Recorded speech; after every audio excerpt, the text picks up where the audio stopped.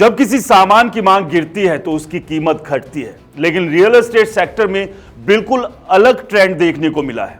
घरों की मांग कम हुई है, लेकिन प्रॉपर्टी की कीमत में पिछले एक साल में रिकॉर्ड बढ़ोतरी देखने को मिली है। रियल एस्टेट सेक्टर से जुड़ी हुई एनरॉक के अनुसार नेशनल कैपिटल रीजन यानी कि एनसीआर में सालाना आधार पर प्रॉपर्टी की कीमत में 6% की कमी देखने को मिली है, लेकिन कीमतों की बात करें तो कीमत 30% तक बढ़ी है। एनसीआर में साल 2023 में कुल 65,625 घरों की बिक्री हुई थी, वहीं 2024 में यह घटकर 61,900 रहने का अनुमान है। इसके बावजूद घरों की कीमत में 30% का बड़ा उछाल आया है। एनसीआर के अलावा पुणे, चेन्नई, कोलकाता और हैदराबाद में भी प्रॉपर्टी की मांग गिरी है। रियल एस्टेट सेक्टर के जानकारों का कहना है कि प्रॉपर्टी की मांग गिरने की अहम वजह घरों की आसमान छूती कीमत है। मिडिल क्लास चाहकर भी अब घर नहीं खरीद पा रहा है। अफोर्डेबल प्रॉपर्टी का बाजार भी खत्म हो गया है। कुछ साल पहले तक नोएडा और नोएडा एक्सटेंशन में 2 BHK फ्लैट आसानी से 35 से 60 लाख के बीच में मिल जाते थे, जो अब खत्म हो चुके हैं। इसलिए एंड यूजर्स चाहकर भी घर नहीं खरीद पा रहा है। कुछ मुट्ठी भर इन्वेस्टर्स के दम पर प्रॉपर्टी मार्केट को चलाया जा रहा है। देश के 7 प्रमुख शहरों में इस साल मकानों की बिक्री 4% घटकर 4.6 लाख यूनिट रह गई है।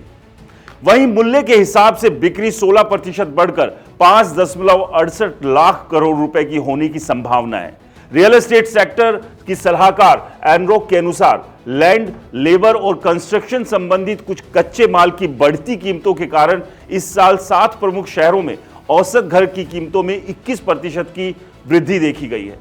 नई रेजिडेंशियल प्रॉपर्टी की सप्लाई पर एनरॉक के आंकड़ों से पता चलता है कि 2023 में 4,45,770 यूनिट की तुलना में 2024 में यह आंकड़ा 7% की गिरावट के साथ 4,12,520 यूनिट रहा। आंकड़ों पर एनरॉक का कहना है कि भारतीय रियल एस्टेट सेक्टर के लिए 2024 मिला जुला रहा है।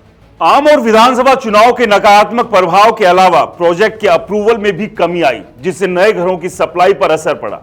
उनके मुताबिक 2023 की तुलना में बिक्री में मामूली गिरावट देखी गई है, लेकिन इस सब के बीच यह भी साफ दिख रहा है कि अगर बात करें यूनिट्स की तो खरीदारों की कमी है, लेकिन दाम लगातार दिल्ली एनसीआर में बढ़ते जा रहे हैं। और इसे आप इस तरह भी समझ सकते हैं कि गुरुग्राम में एक पेंट हाउस 190 करोड़ रुपए में भी बिका है। रियल एस्टेट सेक्टर को लेकर आपकी कोई भी राय, आपकी समस्या है तो आप हमें नीचे दी गई मेल आईडी पर मेल कर सकते हैं।